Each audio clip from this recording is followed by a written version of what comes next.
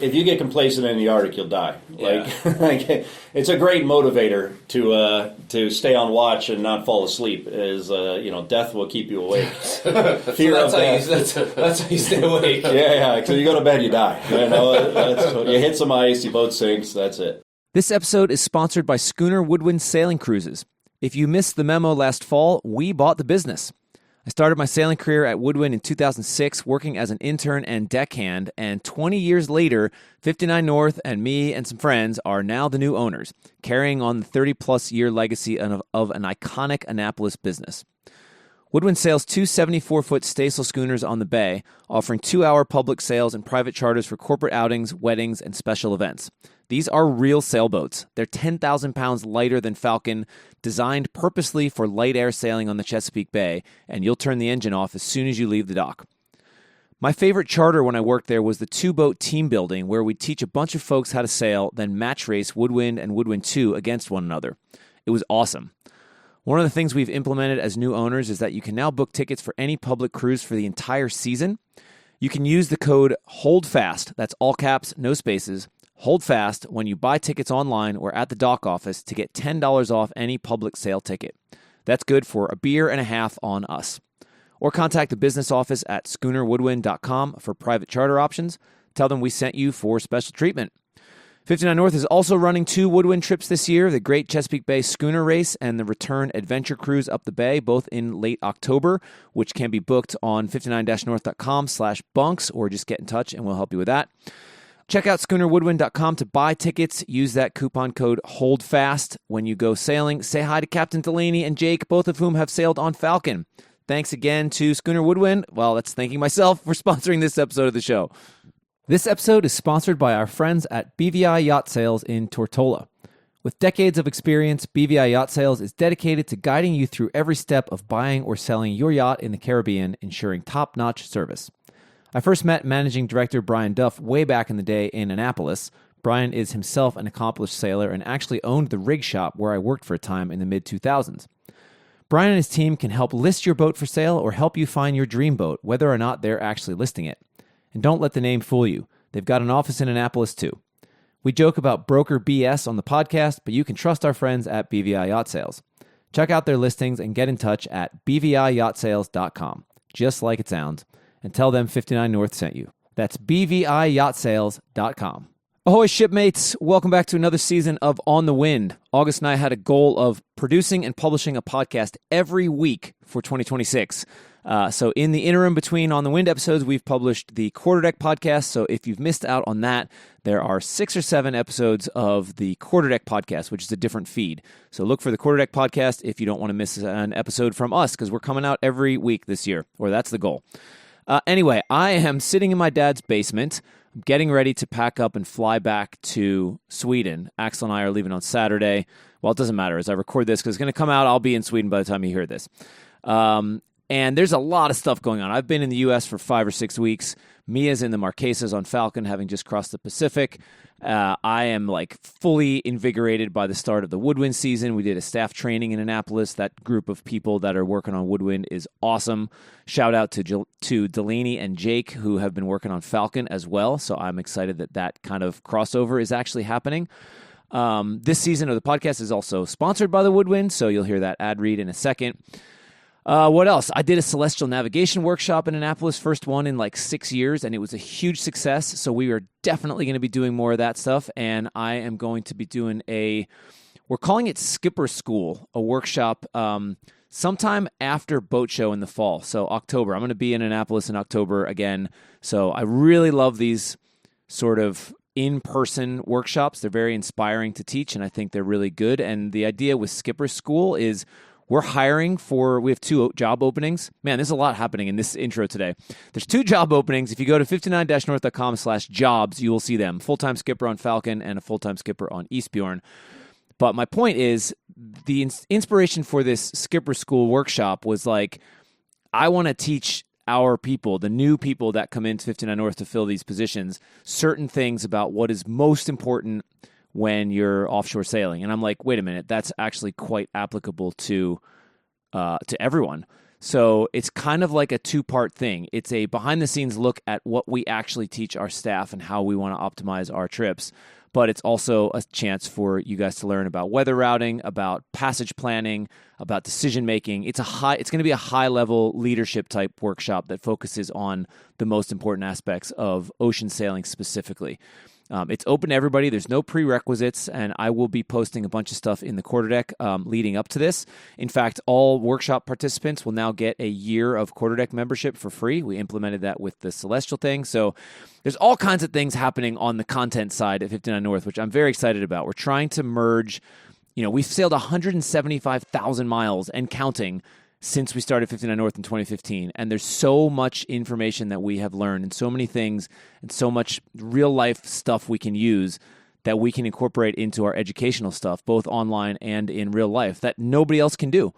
There's just nobody doing the amount of miles that we're doing in the cruising context that can take these lessons in real life and apply them to you and your own boat. So that's the gist of the workshop in the fall. It's not online yet, though it will be very soon. It'll be on the homepage and at /events.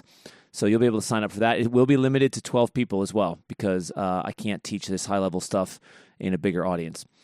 All right. Looking forward to this season. We've got a lot of good guests. Matt is back on again. By the time you hear this, he'll be like 2 weeks out from departure. And I'm going to try to get Mia on the podcast for episode 500, which is coming up, which is wild. I'm going to stop rambling now. Time to pack up the car and hit the road. And until next week, hold fast. You're listening to On the Wind, my podcast about offshore sailing. I'm your host, Andy Schell.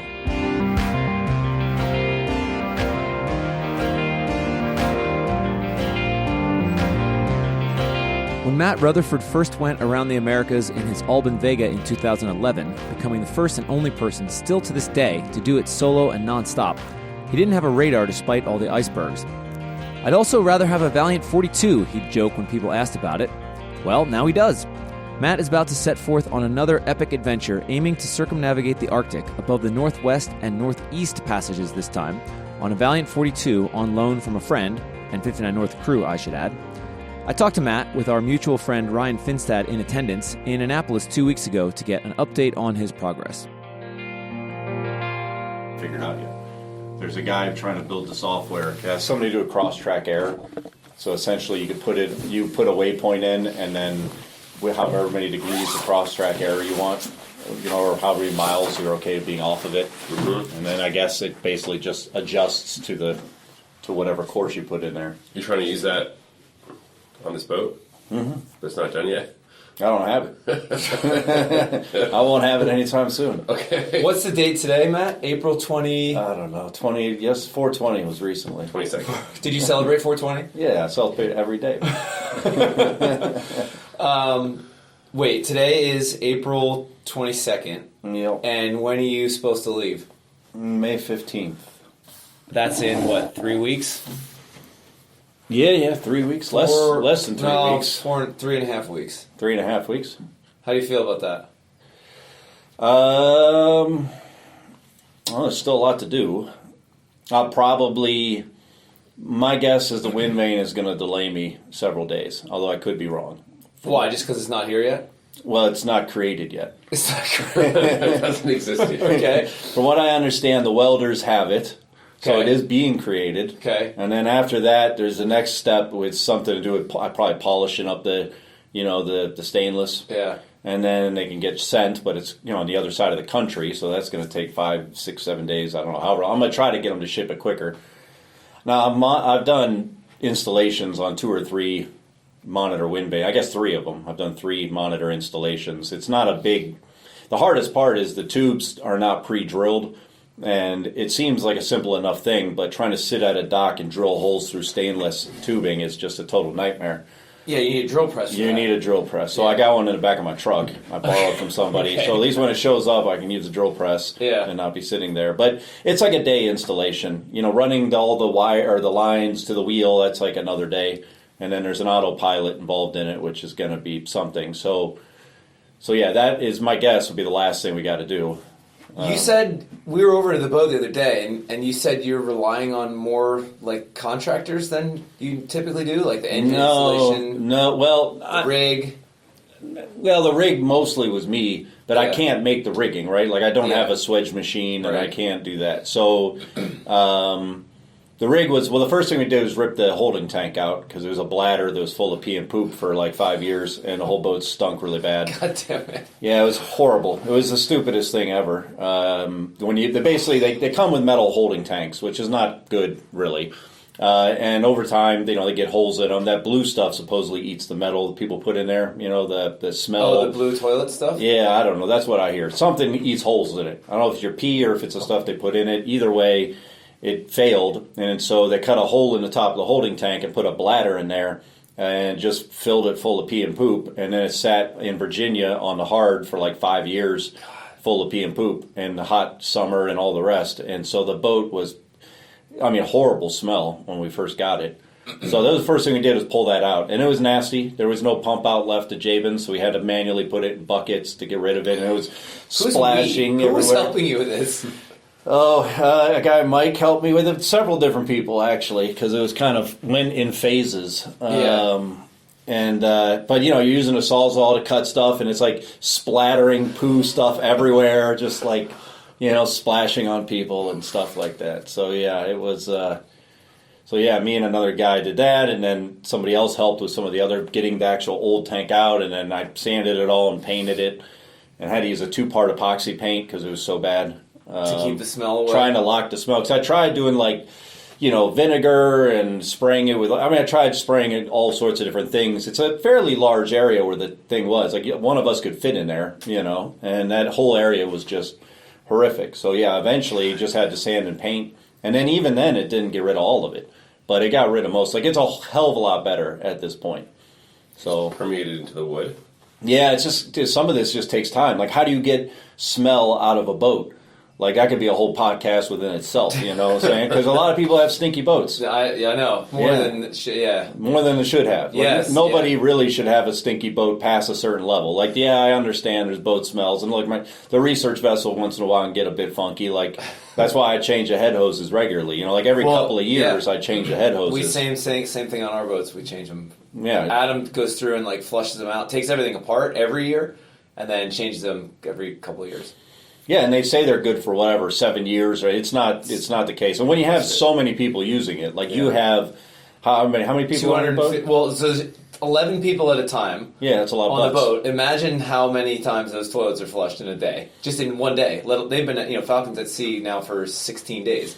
16 times 11, you're probably using the toilet 3 times a day each person. 33 times a day. Yeah, again, and you got 2 of them on that, or 2 heads on Falcon. Yeah, so I got 2 heads on the research boat, and it's 7-8 people on there for months. We will operate for 5 months, 6 months straight. At a time. And it's just constantly. So you got to replace them. So anyways, that was the first thing. The second thing was to pull the masts. It's a catch rig, so it's got 2 obviously. So that happened pretty much right after. Within a few weeks of the boat getting hauled out, we had the masts out. So I did all that as far as taking the mast apart and sanding it down to bare metal and then bringing it back up with paint. And you repainted it? The paint looked really nice. I was going to ask you. Yeah. I repainted it with Interlux has a new thing. They got rid of Brightside. They have something called Top Black, which is the stupidest name for a paint. Like Top Black. That's a Brightside kind of sounded like something, right? Top Black is just stupid. But anyways, that you can roll and this tip podcast is not sponsored by Interlux. No, it's not going to be sponsored by anybody when I get done. But anyways, it's you can roll it and tip it without having to tip it, essentially. So you can just roll it on. It's super easy to use. We'll see how it holds up over time. It is a new paint. So Brightside did lose its gloss in the sun after a year or so. But it's not the end of the world. So I did Brightside on the research boat masts. The long and short is they wanted $7,000 to paint the masts with all grip. And I bought the Top Black for $300 or something. So just do it yourself. You did it outside or were you in a tent? It was snowing. We did it during all that. Well, we moved it into the rigging company, thankfully. Okay. Because the snow came, it like shut down the city for like a week. Yeah. And so I moved them in right before the snow, and so I basically, nobody came to work for a week. So I just had the shop and just, painted and come back the next day, put another coat, next day put another coat. That's cool. So yeah, 2 coats of primer, 2 coats of paint, and I would think it would have been good to do a 3rd coat, honestly, but we ran out of time. So how do you feel like we're sitting here looking at a picture of St. Brendan, the Albin Vega, like, Yeah. how does this compare to, that was like your first, I know you did the Atlantic stuff, and those are big trips too, but that was a trip that you kind of are known for. Mm-hmm. How does it feel now compared to like the final prep on that boat? Much smaller boat, different times, Yeah, but like yeah. you had less experience. Yeah. Like where is it the same feeling? Is it a different feeling? How do you feel now? I don't know if we had any marine contractors involved in St. Brendan. I had very little help in. There's definitely a big difference in that regard. Yeah. Because I did almost all the work by myself on St. Brendan. Now, it's a smaller boat, 27 feet. Simple systems, it's about as simple as you can make it, really. The Pearson was the same way. Wasn't the joke on that trip that you wish you had had a Valiant 42? Well, yeah, that's when I do talks, there's a section of the talk where you're getting up into the Arctic and there's fog and there's ice, and I would say that I wish I had a radar, I wish I had a Valiant 42. So yes, it is And now your wishes come true 15 years later. Yes, I have a Valiant 42 with a radar. Yes, exactly. So yeah, it's those boats have always been on my radar because they're proper blue water boats. I mean, they're the most circumnavigated boat per capita. Supposedly. Oh yeah. I don't know if that's what they always claim. So just declare it. Yeah, for sure. Well, it's going to be a little hard to quantize it either way, I guess. But yeah, so they're made to circumnavigate essentially. So and I've been offshore on them, and I've been in bad weather in them, and I've delivered them some thousands of miles and all that. So I know how they perform offshore. So not a metal boat. Been nice to have a metal boat. There was no options for a metal boat in our price range, and there's some stuff in Europe, but they were kind of far away. What's your take on people like? I met a guy in Iceland who had a steel boat and a fiberglass boat, and they did shit in East Greenland all the time, like sail and ski stuff. And he said he actually rather would have taken the fiberglass boat. He's like, because where they go anyway, the ice bounces off fiberglass, but it dents the steel. I don't understand how that's possible. I mean, it's if a guy goes there, then he goes there, right? Like I'm not judging his whatever. Well, but the one was it was a Clipper 60, and then this like 75-foot steel like gaff rig catch. Clipper 60 can't be a terribly thick boat. They were back in the day. I mean, Were this they? was like the first generation Clipper Okay. 60s, the 90s. It was like based on a Bowman 57, so it was a pretty sturdy boat. I wonder if that was a Chuck Payne. Chuck Payne did a lot of the Bowmans. Good question. I don't know. He did the whole second generation. Did Morris? think it Did was. Abel Apogee? He did a bunch. Yeah, of stuff. those are cool boats. Yeah. I think I only made 18 of them. The or Apogees something. are awesome. But that doesn't make sense to me. I mean, essentially. So you'd rather have a metal boat? Well, I've pushed through all sorts of ice with metal boats, and I've never been dented by them. Yeah. So I don't know what I've had a crew slam into one of them at like 7 knots. It was the size of a Cadillac Escalade, And now if you hit it head on, the stem, the front of your boat is one of the strongest parts of the boat. Yeah. So it didn't do anything to the boat. Probably took a little paint off, but that was about it. This is on Marie Tharp? Yeah, it's on the research boat. Yeah. And that's a 100,000-pound steel schooner, so it's she's a big girl. But yeah, I wouldn't. The Titanic was made of steel, right? So it's not like Didn't bounce having. off that. Yeah. Well, and one of the biggest problems you can have is a glancing blow. You go alongside of the berg, and they have these ice shelves that extend out sometimes 20, 30 feet. Yeah. They can just cut you I open remember like a tin being can. in Greenland, like we were in an anchorage, and there was an iceberg that we wanted to dinghy over to, and because we didn't have like in Svalbard, there's not really like the big icebergs like you get in Greenland. It was just like you don't have glacial glaciers. ice. Yeah. Well, there's glaciers, but they're like small. They were much smaller. Yeah, you brash ice. Yeah, so we like dinghied over to this, and like there's this huge shelf sticking out, and it's just like because these things roll, right? And we watched one of them roll. It's like, okay, maybe we shouldn't be dinghying across this shelf right now, but like there's way more underwater. I mean, that's the cliche, but right. It's just like really creepy.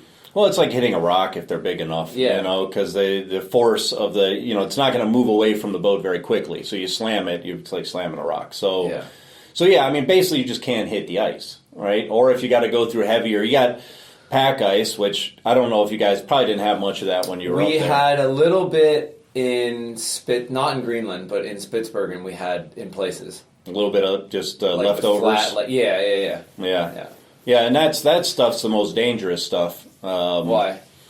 Well, that's the stuff that your boat gets stuck in, like the stuff that crushed, the Endurance. I mean, all that. That's pack ice and call it sea ice. It's pretty low to the water. Maybe only sticks up a couple, 2-3 feet. And so you don't see it far off like you would necessarily with the big bergs. So that's frozen ocean, right? That is frozen iceberg ocean. Is frozen glacier. Yes, a iceberg you can put in your whiskey and drink it. Where sea ice, you do not want to do that unless you want salty whiskey. Okay. So, sea ice is frozen, or pack ice, either way, it's frozen sea, essentially, as opposed to all icebergs come from glaciers, and the only real place in the northern part of our planet that has it is Greenland. Yeah. There's a little bit of there's a glacier in Croker, Devon Island. Devon Island's in the Northwest Passage, just on the eastern side. That is the largest uninhabited island on Earth, and that has its own glacier, but it's still pretty small compared to nothing like the giant bergs of Greenland. Yeah. I mean, there's nowhere else in the whole top of the planet that compares to Greenland when it comes to any of that stuff. So, and you should do a trip up to Greenland at some point. I did. Yeah, but you were in like the southernmost little tippity tip. It was still really cool. Exactly. I mean, Imagine how much cooler it gets when you go Yeah. further north. It gets get up to Disco Bay. To get the big, giant, massive icebergs. Would you take Falcon up there? Sure, it's just going to be wet. That's the problem with Yeah. Falcon. You get it. Imagine when the wind's north of the forward of the beam, you probably have a wet ride on that thing. It's actually not too bad in the cockpit. It's wet on deck, but How fast do you go upwind? 8 knots. Yeah, well, that's where it gets wet. Yeah, right. Yeah, yeah, you start steaming. If you slow the boat down Yeah. to 6.5 or 6, it's probably a lot drier. So just slow the boat down a Well, bit. it's also wet inside the boat. When we were up there in Newfoundland, like back in the aft cabins, in the skipper and mate cabin, it's like you're just standing on the hull. There's no floor there because of the way the headroom and stuff, and it would just literally pool with condensation. Just because of no So we had to insulation. build in Newfoundland. We had a local carpenter guy build like a little deck out of like the wood you use in a hot tub. It was really sketchy and lame, but it kept the wood off the floor, so you could actually walk back there because it was just pools of condensation. Wow. From the water temperature difference. Yeah, that's an issue. The research boat's the same way. Like, it's Yeah. constantly wet under the floor. Yeah, like, it was constantly. actually worse wet inside than outside. Is that how it's going to be on the Valiant? Yeah, probably to some degree. 'Cause none of those, they're not insulated, right? The boat is It is insulated on insulated. the sides, but you don't want to insulate below the water line, particularly on metal boats, Mm-hmm. because the water gets trapped between the insulation and the hull and just sits there and kind of rots the boat away. So yeah, I don't have any insulation on the research boat below the water line, but I got 6 inches above it all over the boat. This Valiant is not as insulated, but there is some insulation. Doesn't really matter because I'll have heat when I run the engine because I'm installing like a car heater. So when the engine's on, it blows the hot air it's into free the heat. cabin. I don't know why. It just takes the heat from the engine room and circulates it in the boat. Not from the engine room. It takes the heat from the engine itself. So you just run and piping hot, coolant through it essentially. Right. Okay. And it's the same as your car. I mean, that's how you get heat. Your engine takes a while for your car to heat up. So for the first 10 minutes in the winter, you're driving like cold as shit, and then eventually it kicks in. And you're like, all right.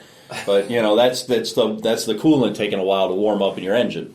So you use a diesel is mostly just makes heat. I mean, most of it, like 70-80% of burning fuel is really not making propulsion; it's making heat. Yeah. So you got free heat. You might as well tap into it. And I don't know why this isn't a thing on like sailboats, and I don't really see it on power boats. You remember Micah? He used to work with me on Woodwind. Yep. And worked for Marty. He did that. He did the same thing on his Alberg 35. Yep, because it costs It's simple. Summit Racing. It's like $175, and you buy the heater, and you just the hoses aren't that expensive, and you already got the hoses going to your hot water heater, right? That's how you heat your water with your engine. So you just tap into that, tee off of it, and go over to this. It's not a hard installation. It's not expensive. I won't be able to run it through all the duct work on the boat. It'd take a lot. The Valiant has a weird like split system, which you normally don't see on sailboats. I mean, you see them in houses all the time, but you don't see it on boats much. Like zones? No, it's like, the compressors on the very back and the air handlers on the very front. It's like you got split systems on houses, you'll have your air handler work, but you don't see it on boats that way. So for some reason, that's how they did it. And it just makes a weird attack. Anyway, the long and short is when I run the engine, I'll be able to have some heat. It'll be a little bit jury-rigged. I'm trying to create a bubble in the cockpit. I was going to ask you about that, yeah. Yeah, it's not really going to look like a bubble, but so what, you're putting a curtain on the aft edge of the Dodger, so you have just like a tiny it's a room for one. Cockpit, So I have space for one to be 360 degrees enclosed. And it'll be a bit generic-y in some ways. You know, if the wind's blowing hard behind you, the umbrella or the isinglass probably going to be trying to push into you and shit. Yeah. But it's still going to be better than actually getting rained on, or, you know, keeps you out of the rain, the fog, the spray. And I'll be able to heat it when I'll take one of those. Basically, I'm just going to have 2 long ducts that are loose, and I'll just throw one up into the bubble, and then I can heat my little bubble while I'm looking for ice. I mean, because that's really a lot of it is, keeping an eye out for ice. That's most of the reason you're sitting there. What do you think was the hardest like in hindsight, what was the hardest part about the Vega trip? The Arctic. But like mentally for you, what was the hardest part? Probably still the sleep deprivation, and Baffin Bay, I would say, was probably the hardest of the whole trip. Why? Because it's absolutely full of ice. Because of Greenland. Baffin Bay is an area, probably should be called a sea, because it's massive. It's probably 1,000 miles north to south and 600 miles wide. So it's this big body of water, plenty big enough to get a proper sea state, plenty of fetch. And because it's between Canada and Greenland, kind of between the Northwest Passage and Greenland, sort of, all those icebergs that come off of Greenland get caught in Baffin Bay, and they just sit there. And so it's this big body of water full of ice, and there's a ton of fog. So you have fog for days, crazy fog with a whole bunch of ice hiding in it, and I didn't have a radar, so I just had to stay awake, and it was Northwest Passage was kind of a relief after Baffin Bay. I came into there, and I was like, there's pack ice, but, at least I could, have some break from all this freaking icebergs everywhere. How long were you awake for, do you think? Days? How do you even do that? You get sleep deprivation. Right, but how do you stay And you sing awake? Christmas carols and Wu-Tang. You get little naps in or none?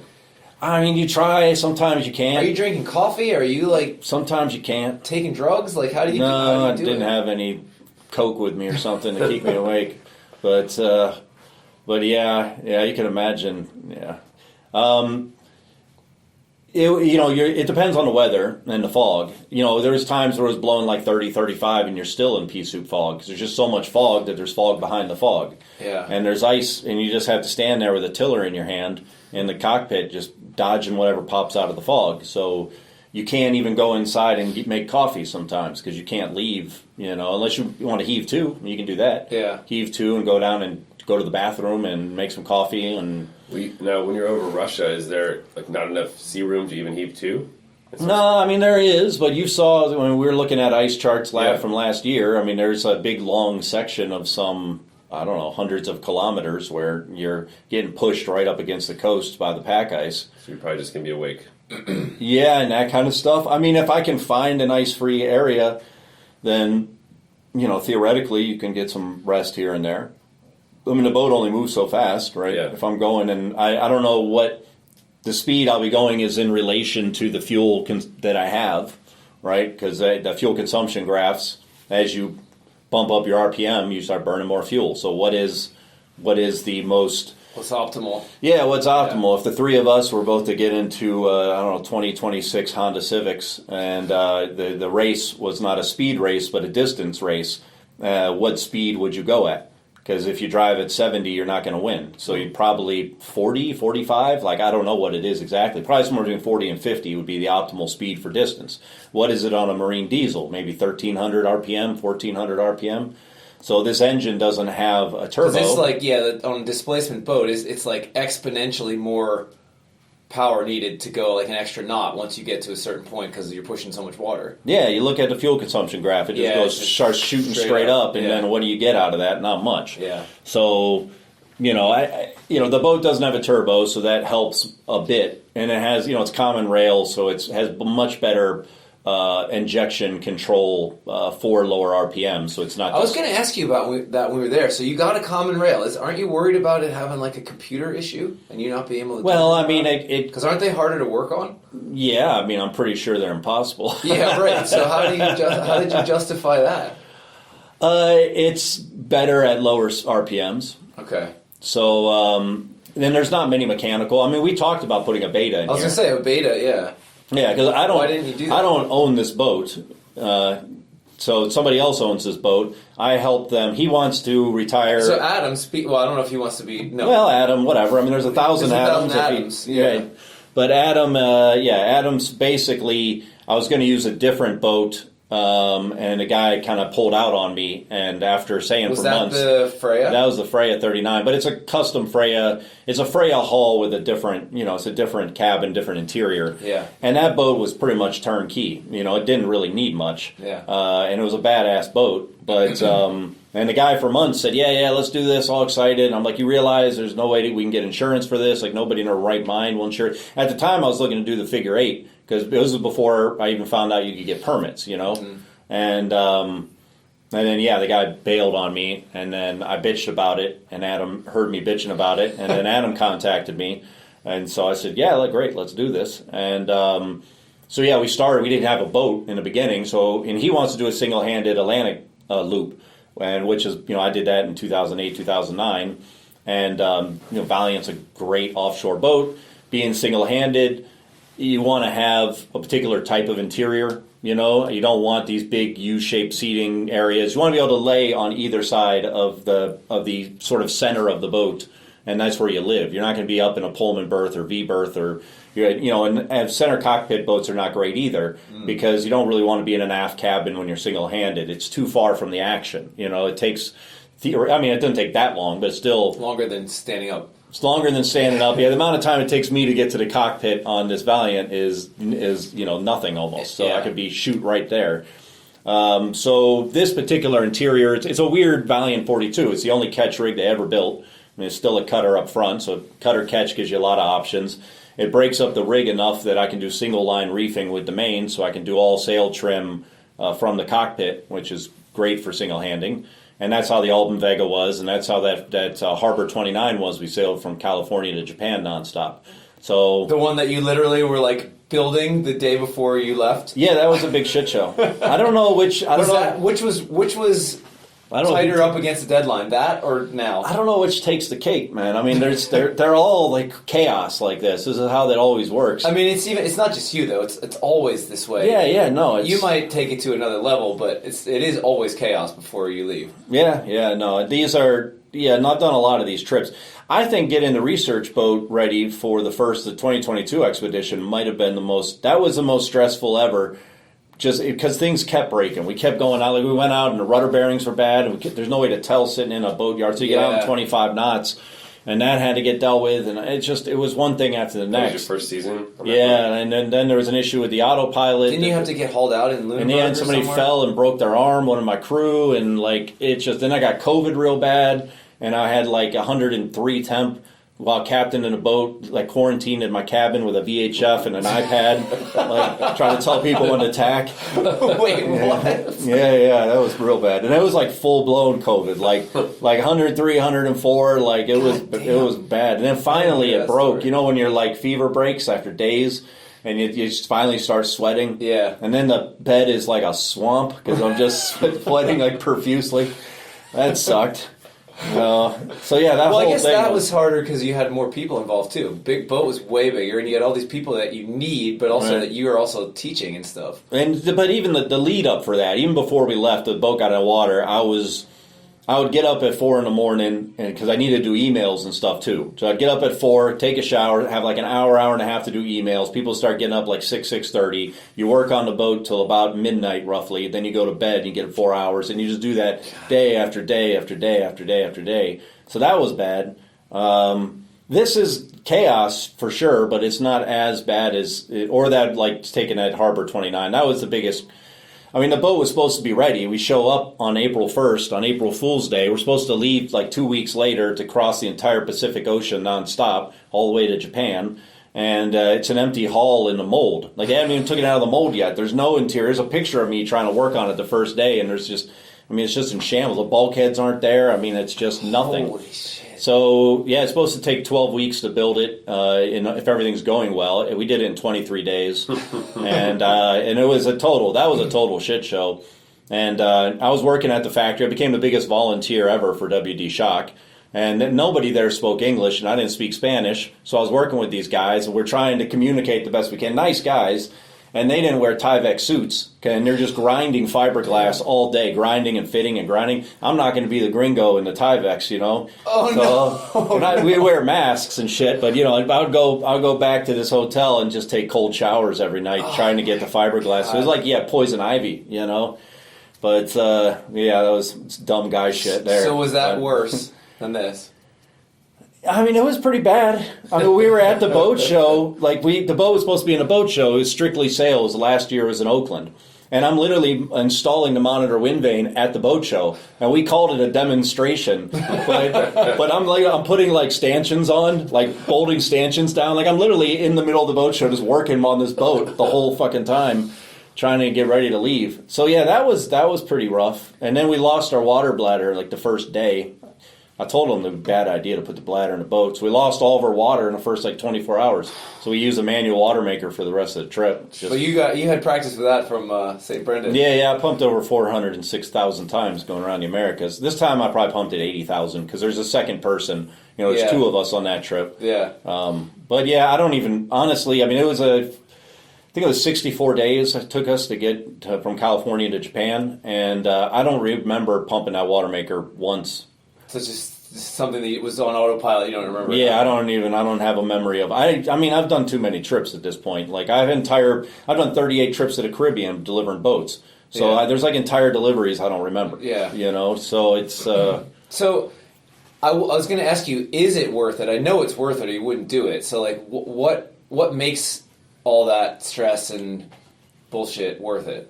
Yeah, I mean, it's just part of it, right? I mean, you just have to accept it. And it's not necessarily even a boating thing, right? If you look back at the Explorers and all the stuff that they were trying to do, like, it was total chaos for them. Often, like, Scott or Shackleton or whatever wouldn't even leave with their men. They would have to stay back in England and keep fundraising and keep moving. Even though the boat is gone, they still don't have enough money. And they would, like, meet them down there in, you know, the bottom of South America and jump on at the last minute.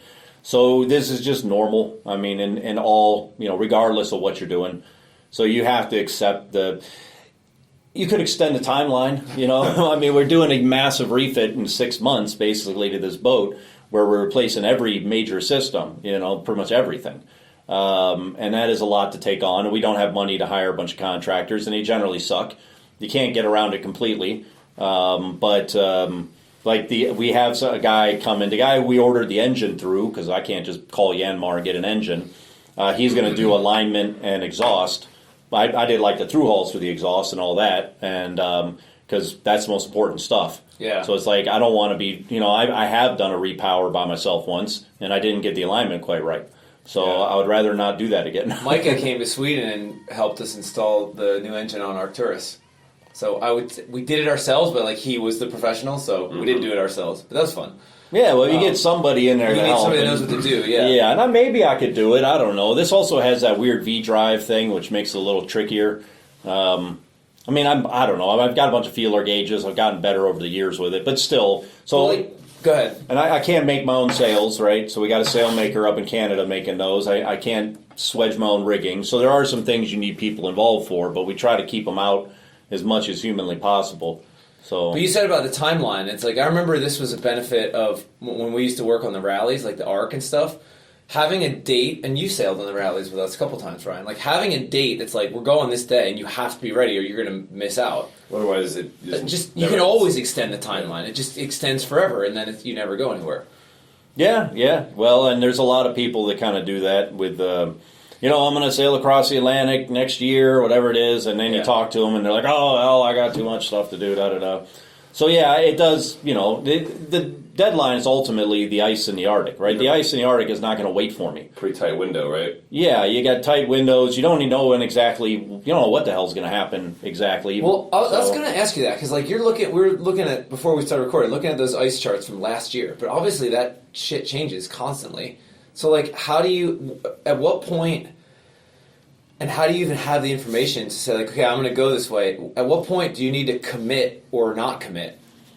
And what's going to be that determination? Like, what's going to determine if you're, like, getting up towards... Because you're going around Russia first, right?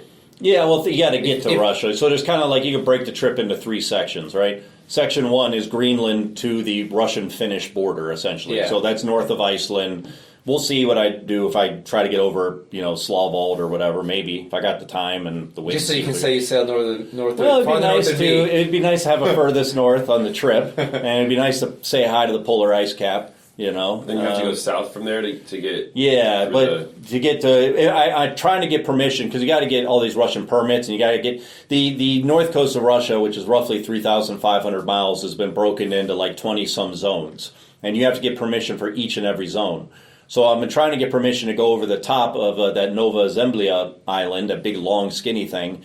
And that would make it a lot easier for me and cut some time off. But then there's the first pinch point, which is like 78 north still. It's way the hell up there. And you saw all that ice you got to deal with there. But that's only maybe 100 kilometers or something. But like assuming you get all the permits and stuff, where do you okay, the first pinch point, but it's like, what determines if you attempt that or not? Like looking at ice charts. Well, and stuff, two things. Will you attempt it no matter what, and you'll either make it or you won't make it? No. Well, first off, the Russian authorities will tell me what I can and can't do. Right. Every single day, I have to talk to Moscow. That's fine, but I'm really? that aside. Yeah, assuming they let you do what you want to do. Well, if their ice is bad there, they'll say you're not allowed to go through. So they'll be the one telling you about the ice. Well, they're not going to give me ice charts. But they will tell me if I'm not allowed to enter a zone, right? Because I got those zones. Okay. So every 24 hours I have to check in with them, and they'll be like, and which is not a bad thing to have someone tell you. How do you communicate with them? Email. Well, in this case, because Starlink doesn't work up there, so Iridium. You got to email them. Yeah, you got to email them every day with all your information, and it has to be done in a very specific manner and a very, I've got all the form stuff, but. You don't want to be dicking around with them, so you got to make sure everything is just perfect. And like noon on Moscow time, like not 12:01, not 11:59, fucking noon. So, but yeah, so there's two things, right? One of which, there's so little information about this because nobody's really done this. There's very few boats have gone through, and nobody's gone through in years because they stopped allowing people to go through without a Russian pilot, which they look like they've stopped doing that because last year they gave a permit to a single-hander for the first time in years and years and years, and she didn't make it through. She's going to try this year. She got held up in the Northwest Passage, and she's going to try to circumnavigate in 2 years. But like I said, there's so little information. Like, who do I call? Who do I talk to? Who's like, hey, what was it like when you went through there? Was the Russians like telling you where you can go? Or they not? There's almost no information on their website. A lot of it's in Russian. Oh, well, I was going to ask, when you're communicating with them, does it have to be in Russian? I sent it in Russian, and they sent it back in English. Okay. So I did translate Your everything. Russian was so bad that they were like, let's Yeah, pretty much, I guess. But they're, and then the FSB, I guess, was involved for a bit. I don't know. To find out, they got to like run a background on you. Making sure you're not a spy. Making sure you're not, a spy or whatever, So there's enough information out there about me to see that I'm, I sail and stuff. So Yeah. So yeah, I mean, it's you don't want to just put yourself in ridiculous ice, and there's weather is a huge component. So let's say is it going to change your decision making because it's not your boat? Is that going to factor in at all? Well, I don't think it makes any difference. Like, you shouldn't sail somebody else's boat differently than you'd sail your own boat. Like, when you deliver boats, you treat them like it's your boat, basically, which you try not to break stuff and. So no, I think that the best thing is the approach is sort of the owner of the boat is somewhat irrelevant, right? You still are trying to make it through these areas with no damage and get to the next spot or whatever. So no, it doesn't. It doesn't matter so much fiberglass versus metal either. Like, you treat it all the same. I wouldn't push. Marie through ice, I wouldn't push this boat through sort of thing as much, at least. Yeah. Now with the research boat, we have to push through ice to get to glacier faces sometimes. And it's often that smaller stuff, although some of it's still the size of a house, But anyways, if you get to an area, so let's say you're at one of that first pinch point area that's way north and there's a bunch of ice there. Let's say that you're talking to the Russians. I have no idea how much they're going to talk to me. Yeah. I assume they're going to talk to me very little. But I assume that if they don't want me to do something, they're going to tell me. But I don't know. Maybe I get to this area and they don't say shit to me about ice or no ice. And I don't have Starlink, so I have to get somebody to send me real basic ice information. It's going to get kind of sketchy up there. But all right, I know there's ice. I have seen some of their ice charts. They have some decent stuff. Not quite as good as the Canadians in the Northwest Passage, but stuff usable. Where I can work with it. It's stuff I can work with. I just need to make sure that it's super flat, calm conditions, which the average wind speed north of Russia in the summer is 7 knots. And so there's a lot. So that's why I got to take all this extra fuel, because there's going to be a lot of light winds. Now, when the wind picks up there, it's blowing like a bitch. It's kind of all or nothing. Yeah. So you just got to make sure the weather. I'll have predict wind. I'll have weather forecasts. They're not the greatest up there, but they're not terrible, especially with low pressure systems. Big lows are pretty easy to spot. So yeah, just wait if you have to. That's probably going to happen multiple times. I will probably get to a pinch point area and be like 50 miles from it or something like that. I'll pull away to like the corner of a zone that I have permission to be in and just get out of any kind of traffic, because there's supposed to be 20 times as much traffic this year going through there than normal, because it's acting as a bit of a pressure release valve for the Strait of Hormuz. So, oh, really? Yeah. So they're trying to move, because China gets a lot of their oil through the Strait of Hormuz. Well, now they're buying a lot more of it from Russia, and U.S. lifts some of the sanctions on it so they can sell more oil.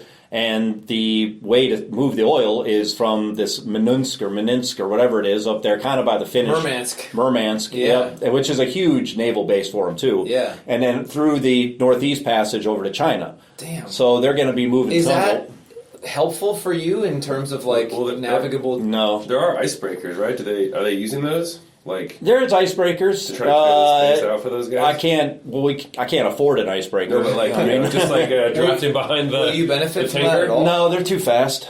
I can't. The ice closes right behind them. Really? For them, unless you're freaking. If you're 100 feet behind one, I mean, I don't know what the prop wash would do to you, but if the next day it's closed up again. I mean, they travel at 16 knots on average. There's no way I could keep up with them. So I can't. If anything, it's problematic because they might deny it. I don't have the permit yet. I should know. The last year they gave the one to the English single-hander on the 5th of May. They told there's an American, 76-year-old American guy trying to circumnavigate the Arctic single-handed, not nonstop, but single-handed this year. He was told to apply on the 1st because he's been going back and forth. I've been talking to this guy a lot because we're both Americans trying to get a permit. So we're like, oh, what did they tell you? And what did they tell you? And more power to him. 76, trying to freaking circumnavigate the Arctic, But anyways, so it's possible that if too much traffic is going up there, that they could be like, we don't want to deal with these sailboats. Obviously the priority to Russia is selling oil because they need money. Their economy is struggling. The Ukraine war is taking it out of them. Things are not. Their GDP was down considerably. I think it's negative 1.8 or something like that.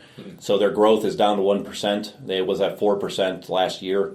So yeah, they want to sell the oil, and China needs oil, and we're just some stupid little sailboats, So that can be a problem. And obviously, if Russia is allied with Iran, if we were to blow up every power plant and create some massive humanitarian issue, that could also. Rumors are they've been bouncing around the idea of not giving any U.S. flagged vessels or vessels captained by U.S. citizens a permit. But so far, everything seems okay. But none of it helps. I would rather not have geopolitical or 20 times as many freighters or, All that stuff is bad for you. All of it's bad, yeah. So... Are you still going to do the figure 8 if it's at your fallback plan? Yeah, I'll just do the figure 8. How do you because you were saying the other day, it's like 14,000 miles through the Arctic. I know it's the length isn't the challenge in that one, but versus 40,000 miles on the figure 8? Well, it's 9,000 miles. The actual circumnavigation will be 9,000, but I got to sail to the start line and sail back. Yeah. So the total trip would be about 14,000, but only 9,000 will be nonstop. Unlike the figure 8, we're looking at somewhere between 35 and 40,000 being nonstop. But is there a difference in how you mentally prepare for either of those things? No. And the boat preparation doesn't matter either. The only difference is, maybe I need some of those nylon things for my my Watt and Seed that you're talking about. You definitely need to take those. Don't fuck around with that. Yeah, so outside of that, just extra food is most of it, right? I mean, it still involves the Arctic. You still got to go through the Northwest Passage nonstop single-handed. You'd go the other way, though, right, from Greenland? Yeah, I'd go the way I went. I'd go around the Americas just like I did last time, except when you get to Cape Horn, you do a lap around the bottom, do a second Cape Horn, and then go back up. And the second one is going to be later in the season, so, by then... But I think it's all doable. But the timing is different. So I can't leave on this. I mean, there's plenty of ways I could just get fucked. Like I could leave without knowing if I have a permit, and they could wait so long to tell me I don't get it that I'm already in Greenland or something. Or I could get the permit and I could get to the Russian border and they could tell me, or the water border, or whatever, and they could tell me that too bad, tough luck, you're not allowed to enter. And at any time when I'm in Russia, they could force me to land if they felt like it, to search me or whatever it is, or run up on me with a Coast Guard or whatever. So, but yeah, the figure eight I would leave in July, probably July 1st or July 7th. Because you want to enter the Northwest Passage, probably August 7th would be best to enter the Northwest Passage, because it usually opens up in the middle between the 14th and the 21st. So, you don't want to get there too early. If you left without knowing you had a permit, you're starting this Arctic thing in west coast of Greenland, right? Yeah, you got to prioritize the start line or the finish line, not the start line. Okay, because that's like out of your way to go all the way over there and then go back around to Russia, right? Yeah, Isn't it more direct to just go from Annapolis straight to Norway? Well, then you've got to finish it in Annapolis. Or Norway. You're thinking about the start line, not the finish line. The finish line needs to be your priority, not the start line. The start line is irrelevant. The finish line is everything. You come out of because of the timing? You come out of the Northwest Passage around October 1st. Now, it's a shit time of year to be in the ocean nonstop up there. I mean, you can get 70 knots. Last year in Baffin Bay in October, they had 3 storms over 70 knots. Jesus. Yeah. And with ice and all the rest. With ice and all the rest. Those are deadly, those things will kill you kind of thing.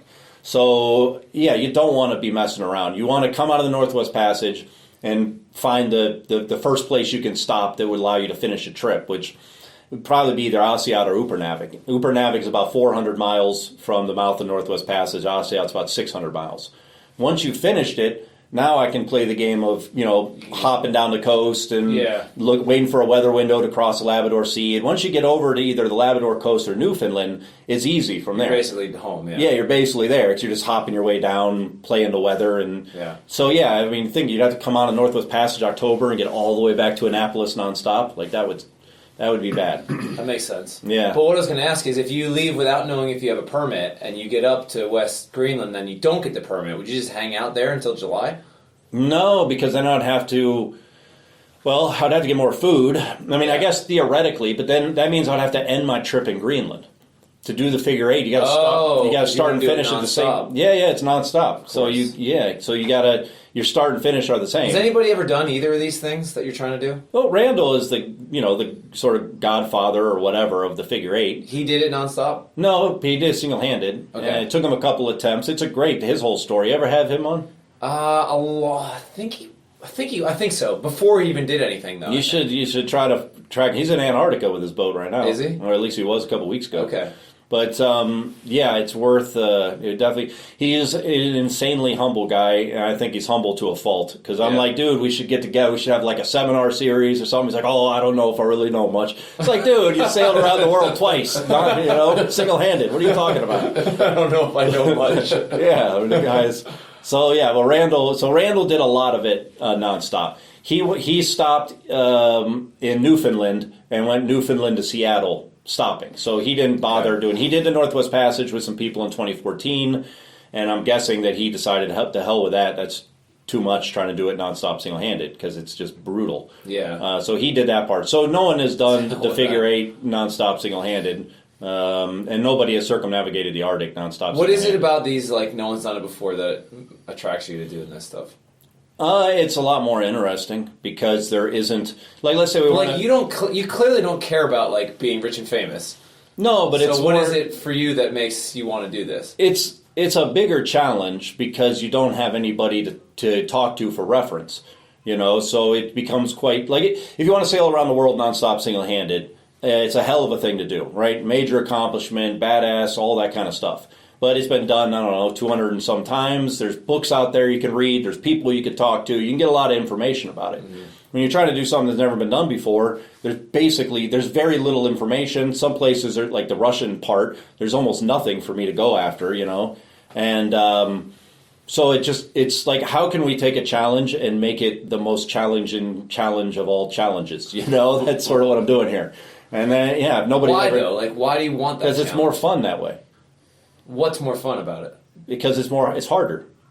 So That's what makes it more fun. What do you mean? but is it fun in the moment? Is it makes it more satisfying Yeah, when yeah, you've of course. completed it? Well, it's exploration because you feel like you're doing proper exploration, right? Because you're doing something that how often can you do something that nobody's ever done before?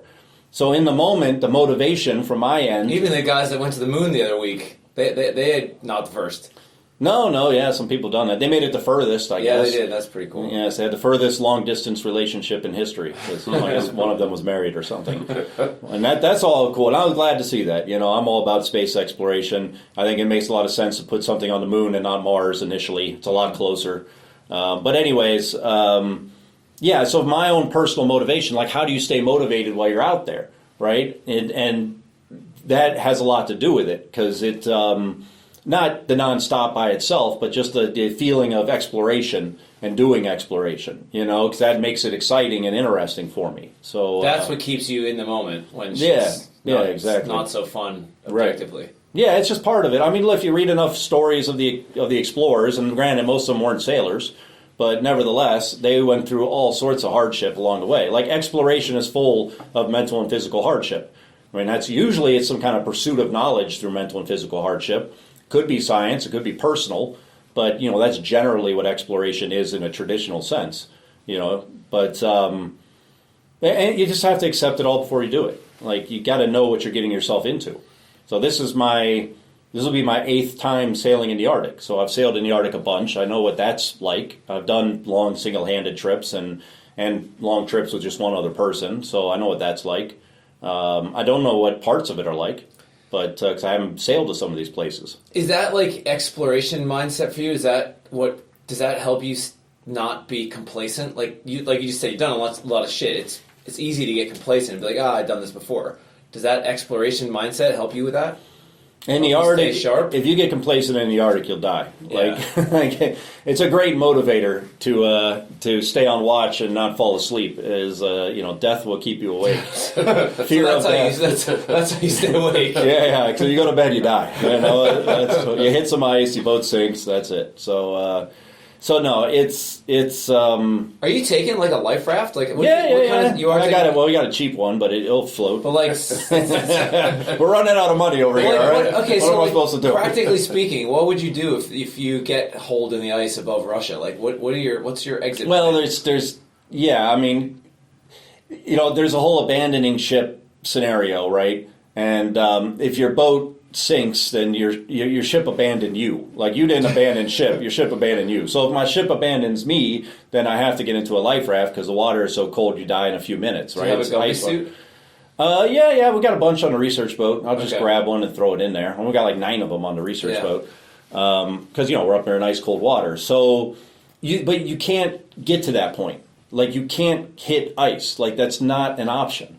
So the whole idea... it wasn't an option for Shackleton either, and his boat's at the bottom of the ocean. Like, you could get stuck, and it wouldn't, isn't that a possibility? Well, yeah. I'm just saying, like, would you get rescued by the Russians? Like, is that I don't know. I don't know if that's a thing. Like, Yeah. I don't know what the Russians will do about that sort of thing. Like, there's a giant question mark when it comes to that whole thing, because there's, like I said, there's so little information. Yeah. I assume that the Russians would... They got some kind of Coast Guard up there, of course. Yeah. I mean, it's a giant coastline, 3,500 miles. I don't know if they get to you fast enough. What does exposure do? Do you get wet getting into the life raft? Do you get hypothermia in the life raft? You just die slower. I mean, that's a whole thing. Like in Greenland, the Greenlandic fishermen, they don't have Gumby suits and they don't have life rafts. They say you just die slower.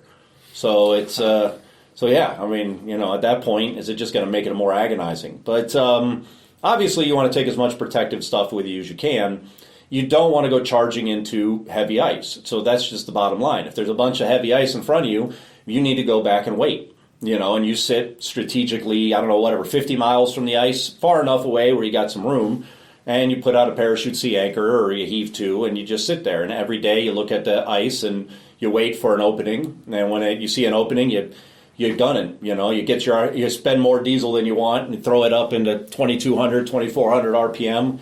Go as fast as you can, get through that, and then once you've gotten through that section, you can back the engine back down to whatever, or what if you can sail through it, sail through it. But so you were describing on those charts, it's not like it's like that the entire time. You have these specific pinch points where you have to make that run for it. Those pinch points, the pictures you saw were those pinch points at its best. So the other times of year, like a little too early, too late, or other years. Like if I just went down there's a little calendar thing on the bottom. If I went to like 22 or 23, it would have been impassable. Like you wouldn't have been able to get through, period. And you'd know that before you tried. Yeah, you'll see. I mean, you won't know until you're there, like north of Russia, but you'll know. They have good and nice ice charts, and I've read them a bunch of times. I've been going up there for years, so I know how to read ice charts. I'll know if it's blocked, essentially. Mm-hmm. And then all you can do is heave to, parachute sea anchor sort of thing. Hopefully the Russians don't get mad about you just floating around up there, because they're going to think that's weird. I mean, I'm sure a few days you're like, I'm waiting for the ice. It might be like, why don't you go to land? I'll be like, I don't like land. I don't know. Hopefully we don't have that awkward conversation with the Russian authorities.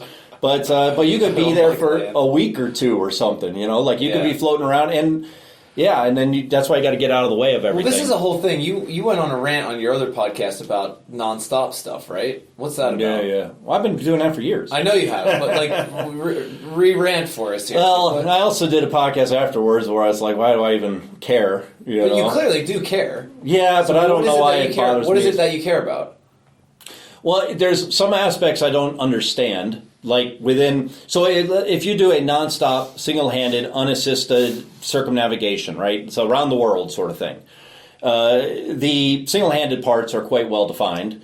And a person who learned that the hard way, even in a stopping trip, was Tanya Abbey, who should theoretically be the first woman to sail single-handed around the world, but she gave somebody a ride for like 30, 40 miles or something from one island to another, and they're like, oh no, that takes it away. You gave somebody a ride for 40 miles.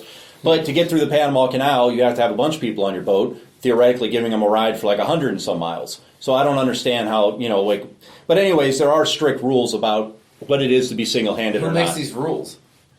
Well, technically, some guys in England in a dark room with a bunch of wood and like these pipes in their mouth, probably got some scotch or something. Book of World Records, or who is the authority here on this? There is a group of guys, literally. Really? There are people in England that technically make the rules. I never talked to them. I've never reached out to them. I know with Jessica Watson going around the world, they weren't going to credit her for sailing around the world nonstop single-handed unless she went up and passed the equator. So she had to do something like that at one point.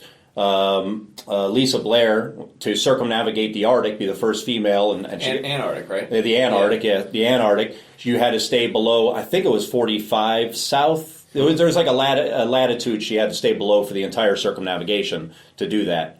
And that was dictated by these people in England.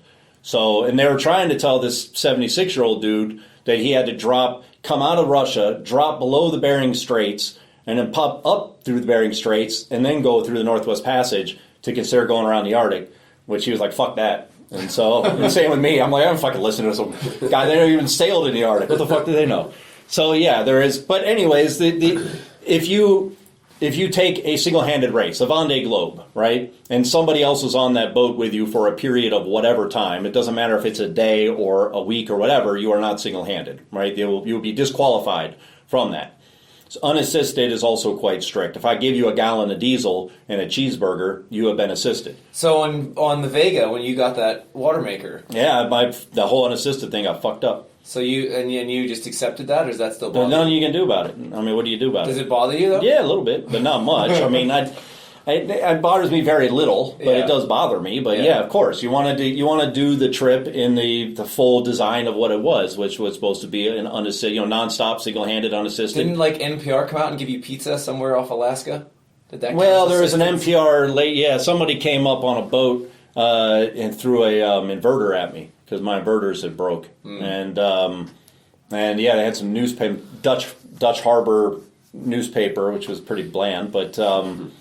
And then, they had to throw me some beer. But they couldn't tie off to the boat because I couldn't be a vessel under tow. They couldn't approach the boat in gear. So they did come up to me for a second, and but they had to be in neutral before they got to me. So I'm yelling at them, like, make sure you're in neutral. You can't touch me. Yeah. Don't touch me. Because then I'm not, now I'm being towed, and that screws it up too. So the thing to get back to this whole scenario is that there are people who think you can drop an anchor and still call a trip nonstop.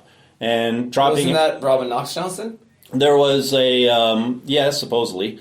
I mean, I wasn't there, but I don't know. I'm kind of going back and forth on whether it was. It's been a while since I read that book, A World of My Own. Yeah. I don't remember if he put out a parachute sea anchor. He might have put out a parachute sea anchor. I don't remember. I don't remember either. I thought he did. I thought he did drop an anchor. But I think, wasn't it Motissier? Didn't he drop an anchor? Because he had to fix his bowsprit. Something happened where he threw something at somebody and a collision happened. The freighter. He collided with the freighter when he was doing a film transfer. Yeah, and I don't remember if he... I mean, it's been a while since I've read The Long Way, but I thought I don't think he stopped. Yeah, well, like you said, stopped. That's it. I mean, if you drop an anchor, like if you take a captain's license or a yacht master's test, and it's like, is a boat on anchor, a vessel underway? You say yes, then you lose. You fail the question. If you and I sailed past an anchorage and I pointed at the boats, and was like, look at all those vessels underway. You'd be like, what are you talking about, Matt? They're on anchor.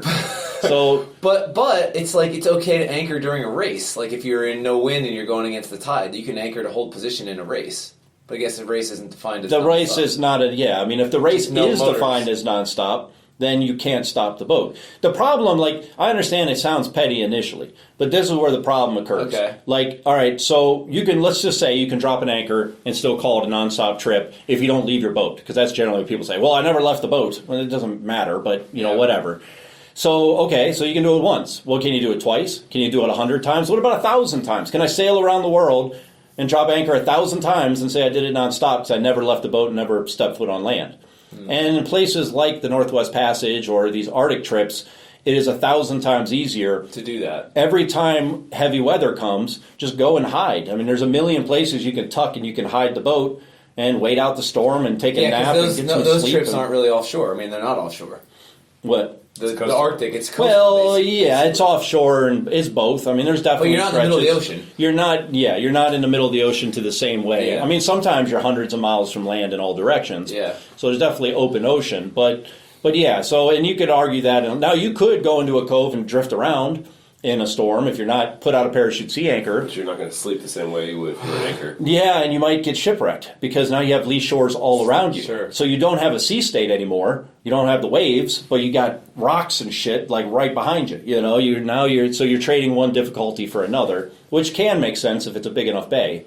But anyways, the idea is that dropping an anchor fundamentally changes the trip, and then even if it's a single-handed circumnavigation with a lot of open ocean stuff, you drop an anchor, you've stopped. And I know there are races that say you could drop an anchor, and they call themselves nonstop races, and they say you've done a nonstop circumnavigation, and you could drop anchor a couple of times in a couple of places.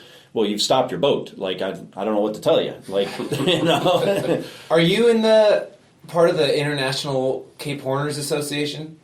I don't even know what that is. Because you should be. I think it's basically, the headquarters is in Åland in the Baltic. And it started with, the only way to get in it was you had to be a square rigger captain that was doing, the grain route from Australia back to England to sail around the Horn, right? Okay. Then all those guys, died. Then they're like, okay, well, if you were a working crew member on a square rigger that did the Cape Horn voyage, you could get in. And then all those guys died. And now Robin is I think he's the president of it or something, and now basically anybody can get in that's sailed around the Horn, not nonstop, not just sailed around Cape double the Horn? Yes, exactly. Yeah. And that's how so I think you're eligible. I never even heard of it. Pretty cool. I'm sailing to Åland this summer. I'll put your name on the list. Yeah, I mean, I've been around it, and I've doubled it. Yeah. So that would be something.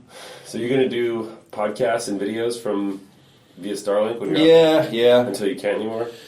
Yeah, it's going to get rough above Russia because I'll lose Starlink, and I think the Iridium, the new executive, there's very little information on that because nobody's buying it. Because why would they? Why would you? Yeah. Yeah. Well, I bought one, but it's supposedly 40 times faster. I did find a video of I don't know if it was a boyfriend and girlfriend, but they were rowing across something, and maybe it was the Atlantic. I don't know, and she must have got paid by him. She was doing kind of like an advert, but the math, the best I could figure out is I could do an hour or a 1 minute video would take 6-7 hours. Wow. Jesus. So I might be able to do a 1 minute video, and it doesn't matter because once you start it, whatever, it's just kind of doing it behind the scenes. You're not sitting there pressing buttons or something. Right. But yeah, maybe like a 720p, lower resolution. Maybe I can get a minute video out. I'll still make videos, but yeah, I'm going to be making videos. I'm trying to raise money from a nonprofit ultimately. So everything is going through the nonprofit. So all videos go through the nonprofit's YouTube. Any social media will go through there. I don't have social media anyways, but it all will go through the nonprofit. And then the tracking device, so people can see where I'm at, is going to be on the nonprofit's website. So I'm forcing everybody to the nonprofit stuff essentially. That's going to be through like Predict Wind, Iridium Go.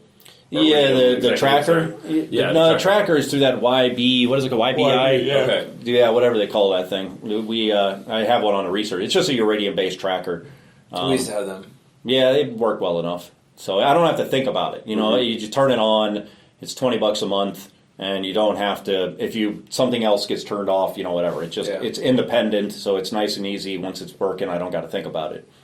So yeah, the people will be able to track, my position, and I've got some good camera equipment now that I've been gathering over the last few years. So yeah, the idea is to make a bunch of videos and try to shill the crap out of my nonprofit. And I want to repower the research boat, so that's going to be about $75. I need to do a decent refit on the boat, so I need to do a repower. We need to blast the metal down, or blast down the bare metal below the waterline and build it all back up because it's been a while and it's getting rough down there. So it's $100,000 essentially. The long and short, I need to do a $100,000 refit on that boat. So I'm trying to raise enough money. Now science equipment is super expensive. There is no limit here. I could spend $1 million on that boat just in science equipment tomorrow. A good multi-beam is $600,000. There's another one that just came out that we could probably get for $400,000, but that's just one piece of equipment.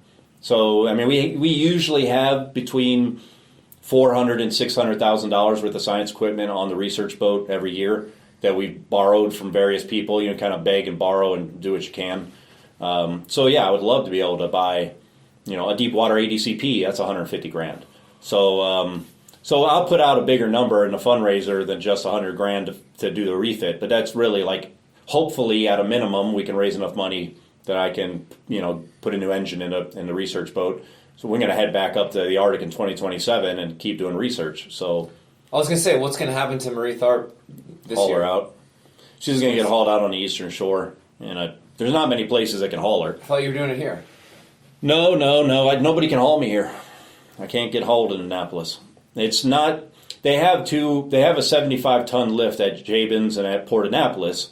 It's not that's the problem because I'm 50 tons, so they can lift me. It's the straps can't get far enough apart because we've added additional sensors and shit on the hull. We have sonars up there and stuff.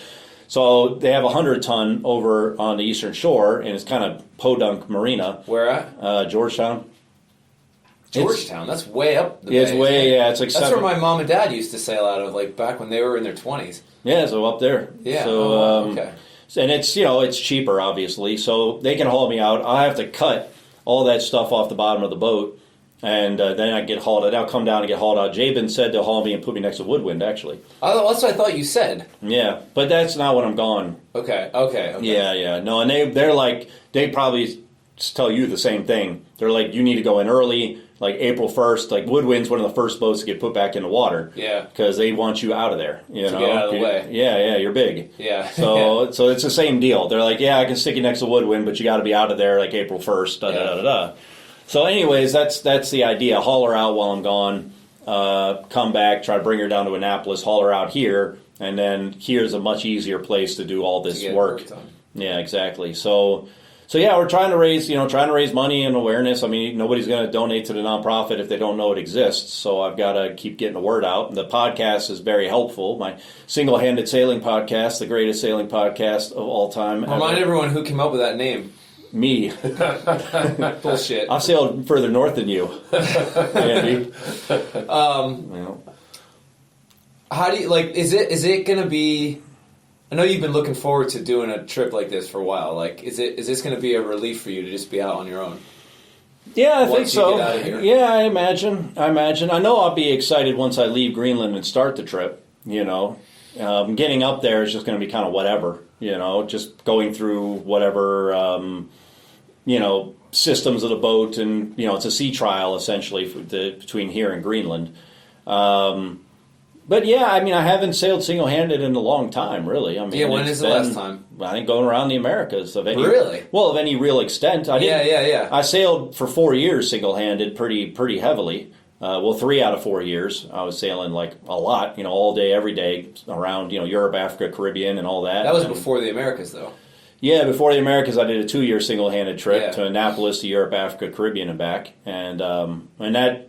I never would have made it around the Americas without that trip. Yeah. Because that trip not just taught me the offshore single-handing, but the near-coastal stuff I need for the Northwest Passage. Mm-hmm. So, and then that was it. I mean, trip around the Americas was really the last time. Yeah, I guess I never thought about that. Yeah. Well, I sailed with Nicole, with just me and Nicole for some years, and we were doing like 60 and 70-day trips in the ocean, in the garbage patches and stuff. That was on the research. first schooner, right? Yeah, the first schooner, and then that harbor. Yeah, when we were doing microplastics in the garbage patches, we'd be out there for 60, 70 days. Yeah, I guess I never thought about that you haven't done a proper big trip since the Vega. Not, I've done big trips, just not single-handed. Not solo, yeah. But those trips were quasi-single-handed. I mean, when we crossed the Pacific, it was... You just ranted about the definition of how this stuff, so they weren't No, I'm not saying it's single-handed by definition. I'm saying it's single-handed by... watch schedule. It was you're solo sailing the boat, but you're sleeping more. Yeah, I guess. I mean, I don't know. I don't know if I would have got much more sleep. In one way or the other. But we both slept at the same time. It's not like we were holding watches, for the entire Trans-Pacific. With 2 people, if you're always trying to get somebody on watch, you're going to wear people down. Yeah, that's true. So, turn the AIS alarm on and go to bed. And then I would wake up every hour and scan around, or I would go out, adjust the wind vane or whatever it is. But we did that up until 2015. 2015, it was just the 2 of us up in the Arctic. And we had coming back from northwest Greenland, it's about 600 miles where you can't really stop. And we got into some pretty heavy ice, some sleep deprivation, and things kind of went a bit sideways, not in a dangerous way, but just Nicole had a bit of a meltdown, and which understandably so. And I really realized at that moment that we need to have more crew on this boat if we're going to be up here doing this kind of thing.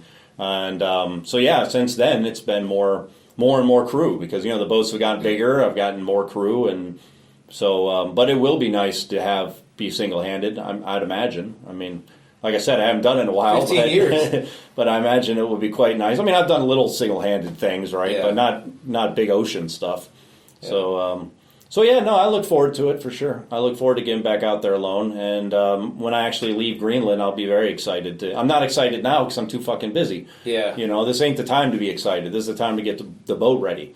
And stress out about all the boat shit, What, does anything make you nervous about this?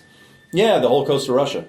Nervous why? All of it. Well, there's 100 reasons why, but the ice is pretty bad. That's definitely one, right? Yeah, is it more the ice and the weather, or is it more the politics? Both. There's such a giant question mark on that entire coastline.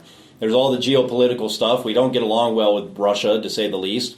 Russia is unpredictable. Their bureaucracy is who the hell knows what they're going to do when I'm up there. What they might, force me to land. That would suck. There goes my not, now I'm not nonstop. I had to go land, drop an anchor, get boarded or whatever it is, get searched or something like that. They could do that at any time, and I can't say no. Yeah. They'll send a ship out after me and put me in jail. Russia does not fuck around. Put you in a gulag. Yeah, they don't fuck around. Some sailor showed up there without a visa and a gun, and he got 5 years, I don't know, about a month or 2 ago. Apparently he had some, internet girlfriend. It sounded stupid. It sounded like he met a girl. I don't think she was, mail order or anything, but he had met this Russian girl and da-da-da-da-da, and some reason decided to sail to Russia to, meet this girl. And, yeah, you need a visa, and you don't bring a gun. So he got 5 years. And they don't play around. They do not play games. And I can't do any research, of course, north of Russia. I won't be doing anything until after Russia. Because even if I do some, north of Iceland or something, I'm just going to I will be doing some research along the way, but it's just nutrients and nitrate. So it's just taking water samples. It's pretty basic stuff. I don't want to have those water samples and get boarded in Russian waters. They consider it stealing state secrets. That's like you are a spy, you know? And I can't prove necessarily that I got these, where I got it from, even though, the water can't tell you. So I need to keep everything empty. So, the Russian situation, we know that they arrest Americans sometimes and put them in jail as some kind of like a trading piece for whatever. I'll trade you Matt Rutherford for... Yeah, you're not going to get an arms dealer for me. It's not going to happen. So, and Trump isn't going to even like me. I do climate change research and shit like that. Like, Trump will just let me rot. Just hang out. Yeah. So that would be a really bad piece to trade. But so it's they're sketchy. Winding up in a Russian prison. It sounds bad, obviously, and potentially getting pushed to land because they want to search you. That would fuck up that whole part of the trip. That would really suck. They could turn me around when I get there, even if I have a permit. So it's just massive question marks as far as that whole thing goes. And then, of course, there's a bunch of ice up there. And there's a couple of points. When you have storms and you don't have a lot of room, between you and land, and there's a bunch of ice, that's a big problem. Limited options. So the Northwest Passage is going to be hard too, because I'm getting into Northwest Passage. I'm going to lose 24-hour daylight somewhere north of Russia, hopefully near the end of it, but somewhere in that process, around the third week of August roughly is when you start losing it. Start getting dark. It could be as late as the 28th of August if you're far enough north, but once it starts getting dark, it changes quick. In a couple of weeks, you get big differences, and it starts getting a lot colder because now you actually have nighttime. That's when it really starts getting cold, and I got to do the Northwest Passage kind of in the dark, or at least half the time it's going to be dark that I'm going through there. And you didn't, last time you went through there, it was not I had 24-hour daylight last time. So, but that sounds like a walk in a park mentally, thinking about it compared to Russia. Yeah. Like, I'm still like, yeah, whatever. Like, I'll go through there, fucking pitch black the whole time. It sounds a lot better than going north of Russia. So, so that's going to be hard too, and that's going to be its own challenge. But I know, the Canadian government's not going to mess with me. There is. Well, I was going to say, this is totally different before, because before you just left. You didn't have to you didn't really tell anybody what you were doing. There was no permits for Canada. It was just there still isn't. I had to check that. Go for it. Yeah. I had to check that. Yeah, it's a hard thing to find because only 2 people have sailed through the Northwest Passage, nonstop, single-handed. Me and this guy from New Zealand, and so I had to call 18 different departments. I was like, can I go through the Northwest Passage as an American citizen without checking in, right? That's the thing. Yeah, and at first they're like, what? And I'm like, but I'm not stopping. So eventually I found a guy, and he's like, if you don't stop, you don't drop an anchor, you don't attach anything, all the shit I would say about, nonstop. I'm like, yeah, I agree 100%. And then he said, you can't talk to any other vessels. Oh. What? Yeah, I thought that was weird, but I didn't question him because I was like, whatever, dude. I mean, I'm not going to see any other vessels up there. You're like, okay, and what's your name exactly? Tell me your name, please. Yeah. I'm not gonna Have you thought about if you make it through all the way through Russia and then for whatever reason it's too late or too much ice to get through the Northwest Passage? Where do you spend the winter then? Well, it'd have to be pretty late going out of the Northeast Passage or Northern Sea Route as they call it. The best time theoretically to go through the Northwest Passage is actually September, because that's when you have maximum ice melt. But everybody goes through in August because they don't want to be going through the Bering Sea or Baffin Bay too late, right? Mm. So normally people enter, they wait for the ice to break up, and as soon as it breaks up, they shoot through, which is the middle of August, roughly. So the ice should be whatever it's going to be, right? At that point, it should be maximum ice melt for the most part. So it's going to be as open as it's going to be open. Now, if I'm hauling ass, I can get through there in a few weeks. Problem is that come October 1st, things start freezing again in Northwest Passage. So it's a short period of maximum melt till it starts refreezing. Yeah, you don't got much time there. Yeah. Now, it's not like all of it refreezes at the same time, right? Like the center and areas that are more bogged down in the archipelago are going to freeze first. Places like Lancaster Sound, which is a much bigger area of water, it's going to take a lot longer to freeze. It probably won't freeze until November or something.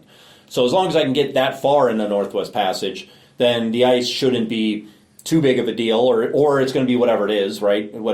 However much it melted that season, that's what it's going to be. And but then the problem becomes Baffin Bay. You pop out of Northwest Passage, you're in this area with 70-knot storms in October with tons of ice, and it's a big body, and yada yada. That's why you prioritize the finish line and not the start line.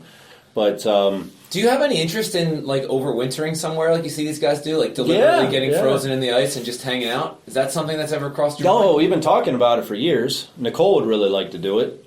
We had a boat donated that would have been perfect for it. We just sold it because we're not there. Garcia 47, like the older style Garcia 47s. Yeah. Garcia makes like a 43, I believe, from the 90s. I have one of our former crew has a Garcia 43, an older one. Yeah, it has called like it's got a name. It's called something. Yeah, I don't remember. I sold one once. Trade winds or tropical something. You walk down and there's like the seating is like on the back of the boat under the cockpit. It's a really weird arrangement. Yeah. Under normal circumstances, it'd be a weird arrangement. But with being locked in the ice, you only want to heat one area. Yeah. You don't want to have cabins. So it has like a big, wide open interior, which is ideal for getting locked in the ice in that way at least. Bringing the keel up center. Well, I guess it's a swing keel. You don't want, that helps you from getting your keel stuck in the ice. So, we'd love to. It would be way far north. It'd be those obtainable, obtainable Arctic, alluring Arctic? What's AAC, Attainable Adventure Cruising. No, what's the guys Alluring Arctic. Yeah, they made some videos. They got a ton of play on them. Yeah. I saw part of one of them. But they were like right at the Arctic Circle. They were like within walking distance of Sissamute. Right. And that's the second largest town in Greenland. Yeah. So we would be up by like Qaanaaq. We'd be like, I don't know, 1,000 miles north of that or something. We'd be way the hell up there. But the data sets you can get, nobody gets that. Nobody has good winter data because nobody's up there. So we could get like amazing scientific data if we spent the winter there, but you have to be strategic. And, I don't know the best. I mean, you have to be able to make holes in the ice. You'd be like the ice fisherman things. Yeah. And then those probably refreeze pretty quick. Yeah. If you lower a probe with a bunch of line and you pull it up, it's like -40. It's just going to freeze into a big giant bundle of line, right? Yeah, shit. Like there's a lot of like weird things. There's male polar bears don't hibernate. So you got to be popping out with like some thermal imaging glasses, like looking around for polar bears. I don't even know if the lube in your gun might freeze. I mean, so you're dealing with a whole bunch of logistics that you'd have to think about ahead of time. But it'd be really cool. I mean, we'd love to go up there and spend a winter in the ice, and if we can figure out a way to make it make sense scientifically, which the data obviously is amazing. Would you do it on Marie Tharp? Could that boat overwinter? No, I don't want to do it on Marie Tharp. The top. It's got a big keel. The top half of the keel is fuel tanks, and that could get crushed. And I don't want to lose that boat. That boat is the organization, right? So we need kind of a sacrificial boat, which is a bit of a weird thing to think because your life depends on that boat too. Yeah. Like if it gets crushed and you're talking 78 north, spending a winter up there and it's -40. If it gets crushed, you're kind of fucked. Was it who was it? Was it Webb Childs that? Somebody overwintered and their boat caught on fire and sank. No, that was the Reverend Bob Shepton. Yeah, Bob Shepton. Yeah, right by Upernavik. And he skied to Upernavik basically to get rescued because his boat just sank, caught on fire and just sank through the ice.